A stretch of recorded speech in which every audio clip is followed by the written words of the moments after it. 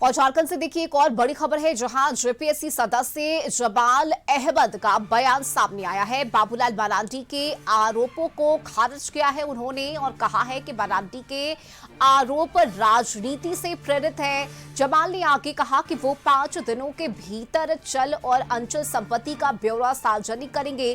दरअसल बता दें कि बाबूलाल मरांडी ने मुख्यमंत्री हेमंत सोरेन को पत्र लिखकर जमाल अहमद पर अवैध संपत्ति जमा करने का आरोप लगाया था और इस आरोप के बाद अब ये जवाब दिया है जमाल अहमद ने।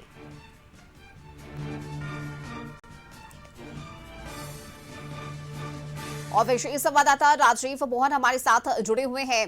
राजीव, देखिए झारखंड में इस वक्त जेपीएससी का मुद्दा गरमाया हुआ है, लेकिन अब जिस तरह से बाबूलाल मरांडी ने आरोप लगाए, उन आरोपों को सीधे सीधे खारिज किया है जमाल अहमद ने और इन आरोपों को राजनीति से प्रेरित उन्होंने बताया है। बिल्कुल, कल ही नेता प्रतिपक्ष और भाजपा के वरिष्ठ नेता बाबूलाल मरांडी ने एक पत्र लिखा था मुख्यमंत्री हेमंत सोरेन को, जिसमें जिक्र किया था कि जो जेपीएससी के सदस्य हैं जमाल अहमद, उन पर उन्होंने गंभीर आरोप लगाया और कहा कि उन्होंने लूट खसोट की है, अवैध तरीके से संपत्ति अर्जित की है और कई जगह उन्होंने संपत्तियां खरीदी है रांची और झारखंड में।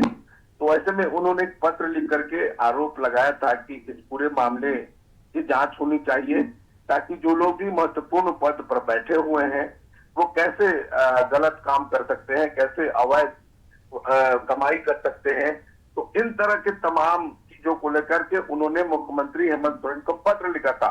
अब उस पत्र के जवाब में जमाल अहमद सामने आकर उन्होंने बयान जारी किया है और कहा है कि उनके खिलाफ जो भी आरोप है वो तथ्य से परे है, राजनीतिक से प्रेरित है। ऐसे में उन्होंने यह भी कहा है कि उनके पास कितनी संपत्तियां हैं चल और अचल, उसको वो 5 दिनों के अंदर सार्वजनिक भी करेंगे। तो इस तरह से कहे कि बाबूलाल मरांडी ने जो पत्र लिखा था और जो आरोप लगाए थे, उस पूरे मामले को जमाल अहमद ने खारिज कर दिया है और खारिज करते हुए उन्होंने स्पष्ट कहा है कि मैं भी पारदर्शिता में विश्वास करता हूं और जो कुछ भी हम पे आरोप लगाए गए हैं वो गलत है, मनगढ़ंत है, राजनीति से प्रेरित है। तो इस तरह से उन्होंने बयान जारी कर ये कह सकते हैं जी कि जो बाबूलाल मरांडी के आरोपों को सिरे से खारिज कर दिया है।